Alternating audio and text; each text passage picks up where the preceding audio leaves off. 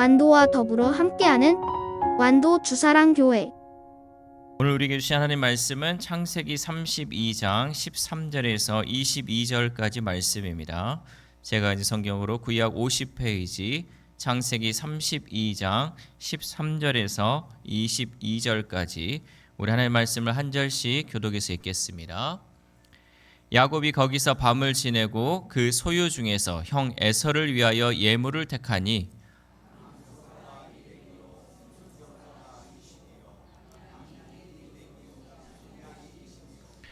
전날은 낙타 30과 그 새끼요 암소가 40이요 황소가 10이요 암나기가 20이요 그 새끼 나기가 10이라.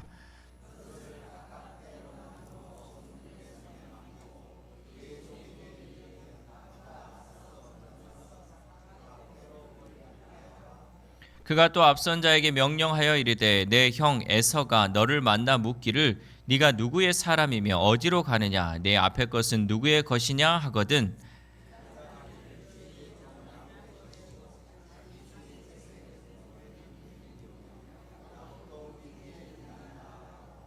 그 둘째와 셋째와 각 떼를 따라가는 자에게 명령하여 이르되 너희도 에서를 만나거든 곧 이같이 그에게 말하고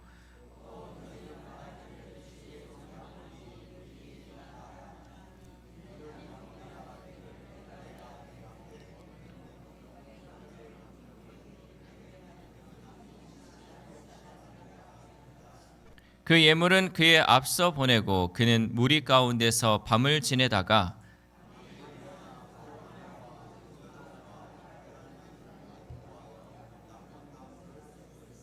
아멘 할렐루야. 우리 옆에 사람과 인사하겠습니다. 오늘도 승리하셨습니다. 우리 예수님 다시 오십니다. 예수님 언제 오신다고요? 아직도 모르겠어요. 예수님 언제 오신다고요? 비 오는 수요일 날 오실 것 같다라는 생각이에요. 그 진리는 아니니까 여러분 딴 데 가서 얘기하지 마시고 야 우리 목사님은 예수님 비 오는 수요일 날 오신대 얘기하지 마시고 그럴 것 같다. 그때 한참 우리가 이제 하나님 나오기 어려운 그 상황 가운데 주님이 오시지 않을까. 그런 가운데서도 비를 뚫고 이렇게 오신 여러분을 환영하고 축복합니다. 오늘도 말씀을 통해서 하나님 주시는 은혜를 받고 그 은혜로 또 남은 3, 4일을 우리가 함께 나아갈 수 있기를 소망합니다. 여러분 그 닭하고 독수리하고 그 위기 상황을 피하는 것을 아십니까? 닭하고 독수리. 이제 닭하고 독수리가요. 큰 폭풍이 이렇게 몰려오면요. 닭은요. 자기 그 날개를 이렇게 해가지고 자기가 이렇게 숨어. 닭은요. 독수리는 어떻습니까? 큰 폭풍이 몰아오면요. 그 바람을 타고 올라가죠. 그 바람을 타고 가죠. 그 바람을 타고 자기가 가장 안전한 곳으로 대피를 하는 것이 이 독수리예요. 그런데 닭하고 독수리만 이렇게 위기 상황이 다른 것이 아니라 우리 사람도 그런 위기가 왔을 때 달라지는 모습을 보게 돼요. 어떤 사람은요. 나에게 위기가 오고요. 어려움이 오면요. 내가 가지고 있는 것 뒤에 숨으려고 그래요. 내가 가지고 있는 돈 뒤에 숨을 수도 있고요. 또 권력 뒤에 숨을 수도 있고 내가 가지고 있었던 그 경험 이런 것 뒤에 숨는 사람이 있고요. 또 어떤 사람은요. 위기와 그 어려움이 있을 때 더 하나님을 붙들어서 그 위기를 기회로 삼는 사람들이 있다라는 거죠. 여러분이 신앙생활하면서 여러 우리가 이제 믿음의 사람들의 간증을 보면요. 아이고 저 어려운 상황 가운데 더 잘 되는 것을 보게 돼요. 심지어는요. 교통사고가 나서요. 두 다리를 걷지 못하는 어려움 그 힘든 상황에서도 뭐라고 하냐면요. 나는 이전으로 돌아가고 싶지 않아요. 나는 두 다리가 멀쩡한 상태로 돌아가고 싶지 않다라고 고백을 해요. 왜? 이 두 다리는 잃었지만 내가 하나님을 만났기 때문에 그 하나님을 만난 것이 더 귀하기 때문에 오히려 그러한 간증이 나타날 수 있다는 거죠. 여러분 어찌 보면요. 우리는 그 위기 속에서 우리를 기회로 만드시는 그 하나님의 은혜를 경험할 수 있어요. 여러분 가운데 지금 위기가 있고 어려움이 있습니까? 그렇다면 여러분 그것은 하나님이 나를 붙드는 기회인 줄 믿습니다. 근데 오늘 본문에 이제 이 야곱도요. 아주 큰 어려운 위기 상황에 처하게 되는 거죠. 지금 누구를 만나야 돼요? 형 에서를 만나야 돼요. 형 에서를 만나는데 형이 그냥 오는 게 아니고 400명을 데리고 오니까 얼마나 무섭고 두렵겠습니까? 이 위기 가운데 여러분 어떻게 해야 할지를 그 모르는 상황 가운데 있죠. 그런데 지난주 본문에 보면요, 이러한 상황에서 야곱이 어떻게 했냐면 하나님께 기도를 했어요. 지난주에 알려준 기도 5가지 순서 기억하십니까? 몰라야 은혜입니다. 모르는 것이 은혜입니다. 야곱이요, 이렇게 간절히 하나님께 기도를 했잖아요. 나는 진짜 하나님이 주신 그 은혜를 감당할 수 없는 연약한 존재라고 하나님께 간절히 기도를 했었어요. 분명 이렇게 기도했는데요, 오늘 본문을 보면요, 기도 후에도 여전히 자기 방식, 자기 계산대로 흘러가는 이 야곱의 모습을 우리가 볼 수 있습니까? 그래서 엄청난 예물을 준비하고 또 순서를 나누고 전략을 세웁니다. 얼마나 연약한 야곱의 모습입니까? 그런데 이 연약한 모습은요, 야곱만의 모습이 아니라 결국 우리의 모습이에요. 여러분, 말씀을 보면서요, 이 주인공만 쳐다보지 마시고 이 주인공의 속에 있는 그 연약함이 나라는 것을 우리가 늘 살펴볼 수 있어야 한다는 거죠. 특별히 본문에 나오는 이 야곱의 모습을 통해서요, 하나님께서는 우리에게 오는 위기를 어떻게 은혜로 바꾸시게 하시는지 말씀을 통해 함께 은혜 받기를 소망합니다. 첫 번째, 위기는 사람을 계산하게 만듭니다. 창세기 32장 13절 말씀 시작. 야곱이 거기서 밤을 지내고 그 소유 중에서 형 에서를 위하여 예물을 택하니. 아멘. 13절에서 15절 말씀을 보면요, 야곱이 형 에서를 위해 엄청난 양의 예물을 준비합니다. 막 암염소가 200마리, 순염소가 20마리, 암양이 200마리, 막 엄청난 양, 막 소도 있고 나귀도 있고 낙타도 있어요. 다 형에게 보낼 그 예물들을 추리고 있죠. 그런데 이것은 단순한 선물이 아니라 당시 기준으로, 뭐 오늘날의 기준에서도 엄청난 양의 재산이고 또 뇌물이라고 볼 수 있겠죠. 야곱은 지금 자기의 그 전 재산을 나누어서 형의 분노를 막아보려고 했다는 거죠. 그리고 나서 어떻게 했냐? 17절에서 18절 말씀을 보면요, 종들에게 이 예물뿐만 아니라 종들에게 이렇게 지시를 합니다. 에서가 누구의 사람이냐고 묻거든 이렇게 말해라. 주의 종 야곱의 예물입니다. 야곱도 우리 뒤에 있습니다 라고 이런 전략과 또 이런 계획들을 세우죠. 야곱은 치밀하게 계산했고 어떤 식으로 해야 할지 순서까지 정확하게 정했습니다. 이것은 형의 마음이 조금씩 풀어지기를 기대하는 방법이었죠. 그런데 왜 야곱이 이렇게까지 하였습니까? 왜 야곱이 이렇게까지 예물을 준비하고 이 말들을 했을까요? 왜? 두려웠기 때문에. 죽을까 봐 두려웠어요. 형이 혹시라도 나를 죽일까 하는 그 두려움 때문에 계속 머리를 굴리는 거예요. 물건을 이렇게 선물을 주면 혹이라도 마음이 어쩔까? 이렇게 해서 방법을, 말을 이렇게 하면 좀 그 사람이 어떻게 할까? 이 두려움 가운데 인간적으로 계산을 했다는 거죠. 사람은요, 위기를 만나고 두려우면요, 이렇게 계산적으로 변하게 됩니다. 그래서 하나님보다 방법을 먼저 찾게 되는 것이죠. 야곱은 분명 기도했잖아요. 기도 안 했습니까? 기도했어요. 기도했는데 기도한 후에도 여전히 자기 방법을 내려놓지 못했다라는 거죠. 사실 이것이 여러분 우리의 모습입니다. 여러분, 우리도 그렇잖아요. 기도해놓고도 계속 그거를 못 내려놓고 붙잡고 있다는 거죠. 기도하는데 걱정도 같이 해요. 기도를 하면 걱정을 내려놓고요, 기도하면 이제 이것을 마음을 좀 편하게 가져야 되는데 기도하면서 걱정을 같이 하고 있어. 참 놀랍죠. 근데 우리가 그러고 있다니까요. 기도하면서 계속 걱정하고 있어요. 제가 이제 우리 성도님들 만나서 얘기하고 막 기도해주고 뭐 하면요, 끝나야 되잖아. 저한테 기도받으면 끝나야 되잖아. 얼굴에 근심빛이 없어져야 되잖아요. 그런데도 여전히 근심하는 게 우리 인간이라는 거죠.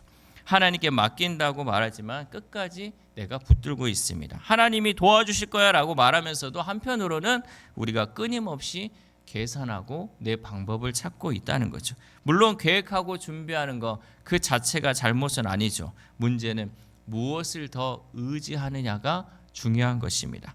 야곱은 기도했지만 아직 완전히 하나님께 맡기지 못했다는 거죠. 그런데 이러한 모습은요, 야곱뿐만 아니라 우리가 성경 곳곳에서도 이 두려움과 위기 상황 가운데서 자기 방식을 추구했던 사람들을 볼 수가 있죠. 아브라함은 어땠냐면요. 아브라함은요. 애굽에서 사라 자기 부인 때문에 죽을까 봐 사라를 뭐라 그랬어요? 자기의 누이라 그랬잖아요. 아싸, 이제 모르면 창세기 12장부터 다시 가요. 사라를 자기의 누이라고 속였잖아요. 왜? 자기가 죽을까 봐. 이 두려움이 딱 오니까 거짓말을 하잖아요. 또 사울 왕도요. 백성들의 그 시선이 두려워서 하나님의 방식이 아닌 자기 방식으로 행했습니다. 사무엘상 13장 11절에서 12절 말씀. 시작. 사무엘이 이르되 왕이 행하신 것이 무엇이냐 하니 사울이 이르되 백성은 내게서 흩어지고 당신은 정한 날에 안에 오지 아니하고 블레셋 사람은 믹마스에 모였음을 내가 보았으므로 이에 내가 이르기를 블레셋 사람들이 나를 치러 길갈로 내려오겠거늘 내가 여호와께 은혜를 간구하지 못하였다 하고 부득이하여 번제를 드렸나이다 하니라. 아멘. 지금 사울은요, 백성들이 지금 무서워서 흩어지고 있으니까 그게 두려웠어요. 여러분, 내 앞에 있는 이런 많은 사람들이요, 나와 함께했던 사람들이요, 갑자기 막 떠나는 거예요. 그러니까 이제 이 사울이 두렵잖아요. 왜냐하면 백성들이 있어야 전쟁도 치를 것인데 두려운 거예요. 이 백성들을 붙잡아야 되는데 지금 뭘 안 했냐면 하나님께 먼저 제사를 드리고 전쟁을 치러야 되는데 지금 제사를 못 치른 거예요. 그런데 지금 사무엘이 안 왔어요. 사무엘이 온다고 했는데 안 왔어요. 기다리다 안 오니까 야, 빨리 갖고 와. 제사 지내야겠다. 그리고 빨리 전쟁해야겠다 하고 제사를 딱 드리는 순간 사무엘이 탁 와버렸어요.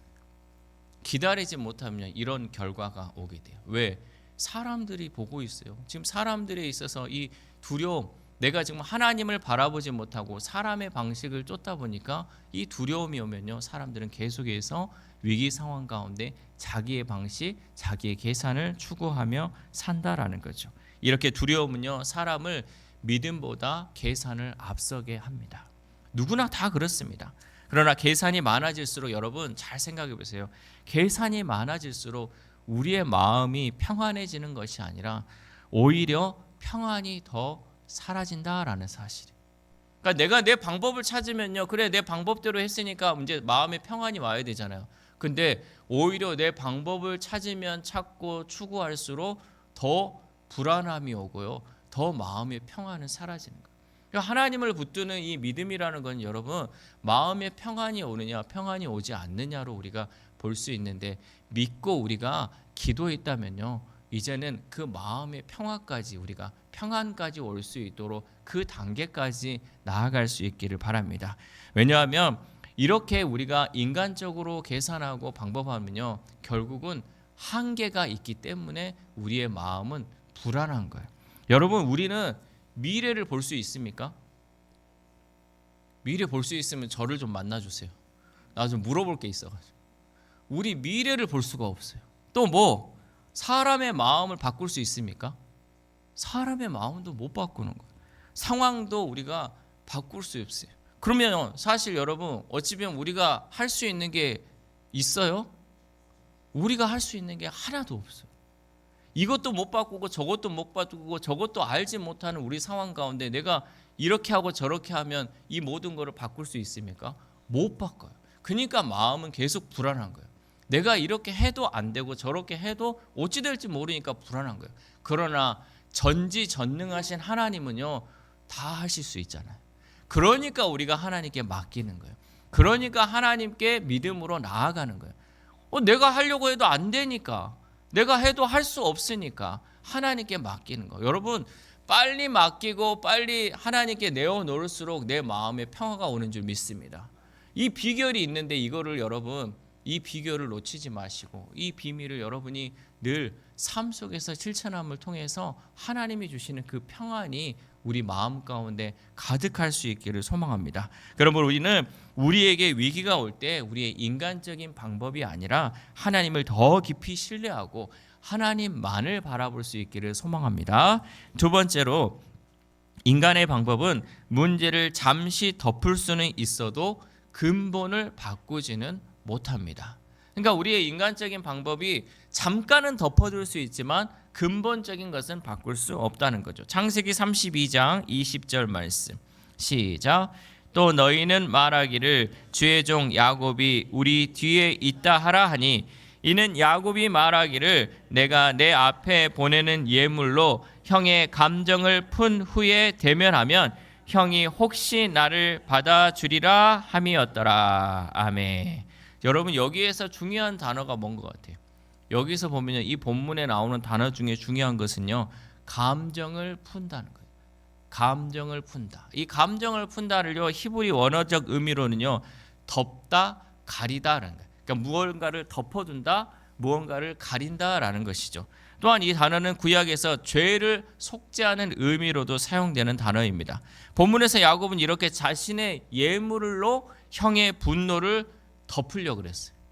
형이 지금 이렇게 화가 나가고 있는데 이 예물로 그것을 잠시나마 덮어두려고 했다는 거죠. 하지만 이 예물은 본질을 해결하지는 못한다는 거죠. 왜냐하면 문제의 핵심은 이 예물이 아니라 깨어진 관계가 문제였기 때문이에요. 지금 형이요 분노하는 것 자체가요, 지금 야곱이 그때 자기를 속였잖아. 아무리 자기 동생이라고 해도요, 어떻게 형한테 거짓말을 해서 그거를 속일 수 있겠어요? 형은 지금 그것이 분노가 일어났잖아요. 그러면 이 관계를 지금 해결하는 게 문제인데 야곱은 지금 형이 화난 것만 생각하고 이것을 예물로 지금 덮어두려고 하는 그 계략을 세웠다는 거죠. 이 문제는 단순한 선물 몇 개로 해결될 문제가 아니었습니다. 우리는 어떻습니까? 우리도 문제가 생기면요, 그 문제의 본질보다 겉을 먼저 덮으려고 그래요. 잘 생각해 보세요. 여러분, 뭔가 문제가 있을 때 내가 그것의 근본적인 것을 해결하려고 했든지 아니면 잠시 그냥 눈에 보이지 않도록 그냥 좋은 게 좋은 거지 하면서 덮어두려고 했는지 여러분 잘 생각해 보십시오. 그래서 관계가 무너지면요, 진실한 회복보다 상황을 정리해서 지금의 문제를 덮으려고요. 여러분 뉴스에 나오는 여러 가지 문제가 다 뭐예요? 덮으려고 그러는 거 아닌 거야. 덮으려는 거. 안 보이게 하고 수면에 드러나지 않게 하려고 하기 때문에 계속 나오는 거예요. 계속 불거지는 거예요. 왜? 근본적으로 해결이 안 되니까. 이걸 아무리 덮는다고 여러분 덮어지겠습니까? 그러나 덮는다고 문제가 해결되는 것은 결코 아니라는 것입니다. 다윗도요, 이 밧세바 사건 이후에 자신의 죄를 덮으려 했지만 감춘 죄는 결국 아이의 죽음이라는 더 큰 아픔을 그에게 가져오게 했습니다. 반면에 삭개오라는 사람은 달랐습니다. 삭개오는 자신의 그 잘못을 덮어두지 않고 예수님을 만난 후에 회개하고 실천하는 삶으로 변화되었죠. 누가복음 19장 8절 말씀 시작. 삭개오가 서서 주께 여짜오되 주여 보시옵소서, 내 소유의 절반을 가난한 자들에게 주겠사오며 만일 누구의 것을 속여 빼앗은 일이 있으며 내 갑절이나 갚겠나이다. 아멘. 삭개오는 지금 예수님을 딱 만나고 나서요, 그가 그동안에 이 세리로서 여러분 얼마나 잘못된 길을 갔겠어요. 잘못을 많이 저질렀겠잖아요. 이거를요, 그동안의 죄는 주님 잊어주시고 이제 내가 새 삶을 살겠습니다 라고 하지 않고요, 그동안에 내가 살았던 것 이거 다 회개하고요, 가난한 자들에게 내 재산 절반 다 주고 내가 혹이라도 속여서 빼앗은 것이 있다면 4배로 갚겠습니다 하면서 그의 삶의 실천을 고백해서 완전히 변화된 삶을 보여주었다라는 거죠. 이렇게 진짜 변화는요, 마음의 변화, 회개, 그리고 삶의 결단에서 시작되는 줄 믿습니다. 야곱도 결국은요, 약복 강가에서 하나님과 씨름한 후에 진짜 변화가 시작됐어요. 여러분 잘 생각해 보세요. 야곱이 지금 그 전 우리가 지난주에 봤을 때 기도했잖아요. 기도했는데 안 바뀌었어요. 그렇죠? 기도했는데 여전히 똑같은 방식을 취했어요. 언제 바뀌냐? 약복 강가에서 하나님과 완전히 씨름, 죽도록 막 이런 하나님을 만나는 체험이 있은 후에 그가 완전히 변화될 수 있었다는 거죠. 기도는 했지만 여전히 인간적인 방법을 의지하며 형과의 문제를 단순히 예물로 지금 덮어두려는 이 야곱의 모습입니다. 그러나 하나님은요, 이런 야곱일지라도 포기하지 않으셨다는 거죠. 여러분 이것이 바로 은혜입니다. 지금 우리의 모습을 지금 보여주고 있는 거예요. 여러분이 결단하잖아요. 여러분 기도하잖아요. 하나님 말씀대로 살려고 하잖아요. 그러나 어떻습니까? 그대로 살았습니까? 우리가 하나님 보기에 부끄럽지 않은 삶을 살았습니까? 정말 하나님이 기뻐하는 삶을, 하나님과 동행하는 삶을 살았습니까? 그렇게 못 살았어요. 그런데 지금 우리가 이렇게 살고 있잖아요. 이게 여러분 하나님의 은혜라는 거예요. 여전히 부족한, 여전히 연약하지만 하나님은 우리를 붙들고 계속해서 하나님의 길을 걸어가려고, 우리를 완전히 변화시키는 그 지점까지 우리를 끌고 가시고 인도하시는 그 하나님이신 줄 믿습니다. 하나님은 우리의 미성숙함 속에서도 우리를요 조금씩 바꿔가면서 믿음으로 이끌어 가시는 줄 믿습니다. 그래도 여러분, 저는 다른 사람은 몰라도요, 제가 봤을 때 여러분요 믿음이 조금씩은 나아졌어요. 전보다는 나아졌어요. 여러분이 조금씩 변화되는 것을 저는 보고 있어요. 영안이 뜨이면 여러분 스스로도 볼 수가 있을 거예요. 여러분이 점점점 변화되고 있다는 거요. 하나님이 나를 이끌어주고 있다는 거예요. 하나님이 말씀으로 나를 이끌어주고요, 하나님이 은혜로 우리를 붙들어주는 줄 믿습니다. 여러분, 그 하나님만 믿고 의지하면요, 비록 내가 연약하고 비록 내가 부족하지만 그 하나님께서 우리를 반드시 붙들어줄 줄 믿습니다. 그러므로 우리는 우리 앞에 있는 문제를 덮어두는 신앙이 아니라 하나님 앞에서 진짜 내 속사람이 변화되는 그 신앙으로 나아갈 수 있기를 소망합니다. 마지막으로 세 번째, 하나님은 위기 속에서도 우리를 믿음의 자리로 이끌어 주십니다. 창세기 32장 22절 말씀 시작. 밤에 일어나 두 아내와 두 여종과 11 아들을 인도하여 야복 나루를 건널세. 아멘. 지금 계속해서 우리가 야곱을 보고 있지만 야곱이 지금 완전히 변화되지는 않았습니다. 그래도 하나님은 계속해서 그런 야곱을 이끌고 계시죠. 야곱은 여전히 계산하고 여전히 두려웠습니다. 그러나 하나님은 그 과정을 통해 어디까지 인도하셨냐면 약복강까지 인도하셨다는 거죠. 왜냐하면 하나님은 단순히 이 상황만 해결되기를 원하는 하나님이 아니십니다. 하나님은 야곱 자체가, 야곱이라는 이 사람 자체가 완전히 변화되기를 원하고 계시죠. 우리도 마찬가지입니다. 하나님은요, 우리의 문제만 해결하는 분이 아니라 우리의 문제를 통해 우리를 완전히 변화시키는 하나님이세요. 여러분, 우리가 기도할 때요, 하나님이 이거 문제 좀 해결해 주세요, 이것만 해결해 주세요 해가지고 그 문제만 해결해 준다면 내가 바뀔까요? 안 바뀔까요? 안 바뀌어요. 그 문제 해결되면 또 똑같잖아요. 그 문제 해결해 주면 또 잊어버리잖아요. 그래서 또 문제가 오면 또 기도하는 거예요. 계속 여러분 그런 반복적인 삶을 살 거예요? 아니면 정말 믿음의 사람으로, 하나님과 함께하는 사람으로, 어떤 문제가 와도 나는 아무렇지도 않습니다, 나는 끄떡 없습니다, 나는 하나님만 있으면 됩니다, 이런 사람으로 변화된 걸 하나님이 원하실까요? 우리는요, 여러분, 작은 문제 앞에서 계속 그 문제만 집중하면서 하나님께 기도하는 사람이 아니라 나에게 큰 문제가 오든 작은 문제가 오든 어떤 문제가 오든지 간에 하나님만 바라볼 수 있는 사람으로 변화될 수 있기를 소망합니다. 하나님이 우리를 이끄시는 방식은요, 이렇게 우리를 이끌어 가신다는 거죠. 우리가 완전히 변화되어서 하나님만 신뢰하고 하나님만 의지할 수 있는 사람으로 변화되는. 그러니까 여러분, 우리가 권투 선수도 마찬가지잖아요. 권투 선수도요, 계속 맞다 보면 이 맞는 것에 내성이 생겨가지고 웬만하면 다 견뎌요. 그렇잖아요. 여러분, 이런저런 고난 겪다 보면요, 이제 조그만한 거 오면 여러분 견딥니까? 못 견딥니까? 견뎌지잖아요. 근데 이런 거 견디지 않고 갑자기 큰 거 한 방 날려보면 여러분 다 쓰러지잖아요. 다 죽어버려요. 하나님은 계속해서 우리를 훈련시키는 과정 가운데 2단계 넘어가면 조금 더 센 거, 조금 더 센 거, 우리가 정말 천국에 가는 그날까지 어떤 세상의 유혹에서도 이겨낼 수 있는 우리로 성장시키기 위해서 하나님은 계속해서 그 방법들을 통해 우리를 인도하시는 줄 믿습니다. 그래서 때로는 두려움과 위기가 우리 가운데 완전히 사라지지 않은 상태에서도 하나님은 우리를 계속해서 그 길을 걸어가게 하십니다.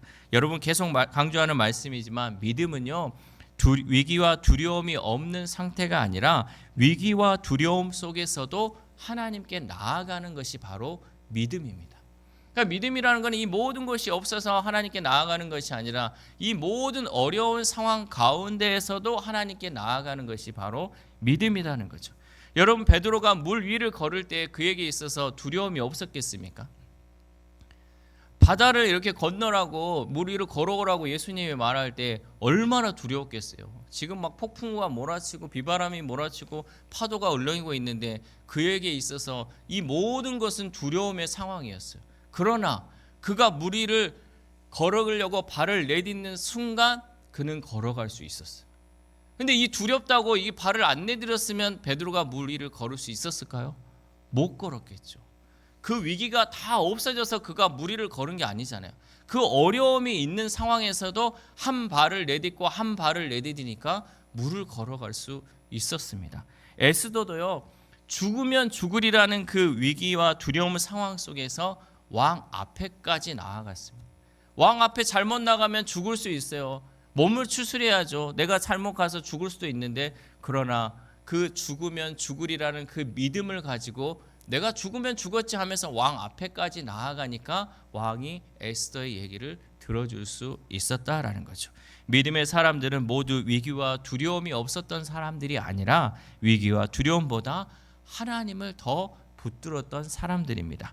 야곱도 결국 그 위기와 두려움의 밤을 지나서 결국 야복강에서 하나님을 만나게 됩니다. 오늘 우리의 삶에도 여러분 여러 가지 두려움이 있죠. 내 앞날에 대한 두려움, 건강의 문제, 관계의 문제, 또 경제적인 부담, 사람에 대한 상처, 이런 어려움, 위기들이 우리 앞에 수없이도 있습니다. 그러나 하나님은 그 두려움 속에서도 우리를 믿음의 자리로 이끌고 계시는 줄 믿습니다. 그러므로 우리는 두려움 때문에 인간적인 이 방법만 계속 반복하는 자리에 머물지 말고요, 더 기도하고 더 하나님을 붙들고 더 하나님의 약속을 바라보아야 할 줄 믿습니다. 왜냐하면 우리의 인생을 지켜주는 것은요, 우리의 인간적인 방법이 아니라 오직 전지전능하신 하나님이시기 때문입니다. 그러므로 우리는 위기의 순간에 내 방법대로 살아가는 것이 아니라 하나님을 더 붙잡는 기회로 삼아서 하나님만을 바라볼 수 있기를 소망합니다. 사랑하는 우체랑교회 성도 여러분, 야곱은 오늘까지도 아직 완성된 믿음의 사람이 아니었습니다. 기도하면서 계산했고 하나님을 찾으면서도 자기 방법을 내려놓지 못했습니다. 그런데 하나님은 그런 야곱을 버리지 않으셨어요. 오히려 그 두려움의 과정을 통해 결국 하나님만 붙드는 자리로 인도하셨죠. 우리도 그렇습니다. 우리 안에도 야곱 같은 모습이 있죠. 기도하면서 걱정하고 맡긴다고 하면서 끝까지 계산을 합니다. 하지만 하나님은 그런 우리를 포기하지 않으시고 우리에게 질문하십니다. 너는 정말 무엇을 의지하며 살고 있느냐? 내 계산이냐 아니면 나의 확실한 약속이냐? 여러분, 인간의 방법은 잠시 마음을 덮을 수는 있어도 인생을 완전히 지켜주지는 못합니다. 진짜 평안은 오직 하나님만 신뢰할 때 오는 줄 믿습니다. 그러므로 오늘을 살아가는 우리는 위기와 두려움을 기회로 삼아서 하나님을 더 붙드는 믿음의 사람들이 되는 저와 여러분 되시기를 주님의 이름으로 소망합니다. 기도하겠습니다. 하나님 감사합니다. 오늘 야곱의 모습을 통해 우리 자신의 모습을 보게 하시니 감사를 드립니다. 우리는 입술로는 하나님을 신뢰한다고 고백하면서도 정작 삶의 문제 앞에서는 하나님보다 내 계산을 더 붙들었을 때가 많이 있었습니다.